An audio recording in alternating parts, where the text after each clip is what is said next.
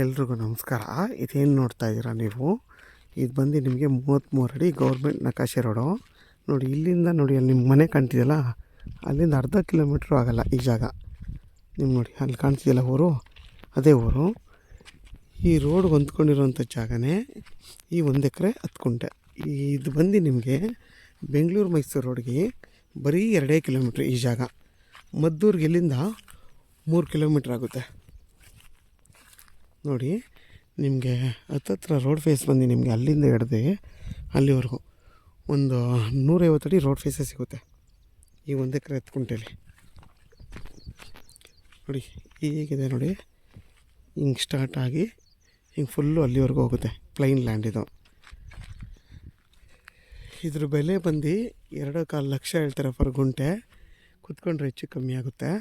ಯಾರಾದರೂ ಮದ್ದೂರಿಗೆ ಹತ್ರ ಇರಬೇಕು ಅನ್ನೋರು, ಬೆಂಗಳೂರು ಮೈಸೂರು ರೋಡ್ಗೆ ಹತ್ರ ಆಗಬೇಕು ಅನ್ನೋರಿಗೆ ಈ ಜಾಗ ಒಂದು ಒಳ್ಳೆ ಜಾಗ.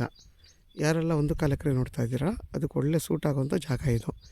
ನಿಮಗೆ ಹಿಂದೆಗಡೆ ದೊಡ್ಡ ಹೊಳೆ ಇದೆ, ಮತ್ತು ಬೆಂಗಳೂರು ಮೈಸೂರು ರೋಡ್ಗೆ 2 ಕಿಲೋಮೀಟ್ರು, ಮದ್ದೂರಿಗೂ 3 ಕಿಲೋಮೀಟ್ರು, ಮತ್ತು ಸುತ್ತಮುತ್ತ ಎಲ್ಲ ಊರಿದೆ ಇರೋದ್ರಿಂದ ಇದೆಲ್ಲ ಕಾಸ್ಟ್ಲಿ. ಏಕೆಂದರೆ ಮದ್ದೂರಿಗೆ ಎಷ್ಟು ನಿಯರ್ ಆಗಿರೋದ್ರಿಂದ ಇದಕ್ಕೆ 2.25 ಲಕ್ಷ ಹೇಳ್ತಾರೆ.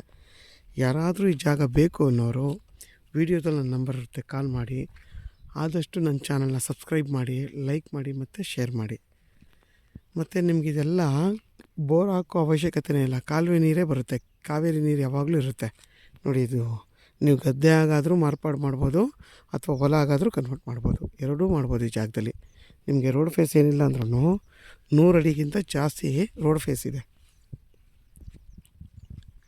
ಮತ್ತು ನಿಮಗೆ ವಿದ್ಯುತ್ ಕಂಬ ಎಲ್ಲ ಇದೆ. ಆರಾಮಾಗಿ ನೀವು ಇಲ್ಲೇನು ಬೇಕಾದರೂ ಒಂದು ಮನೆ ಕಟ್ಕೊಂಡು ಕೂಡ ವಾಸ ಮಾಡ್ಬೋದು. ನೋಡಿ ವಿದ್ಯುತ್ ಕಂಬ.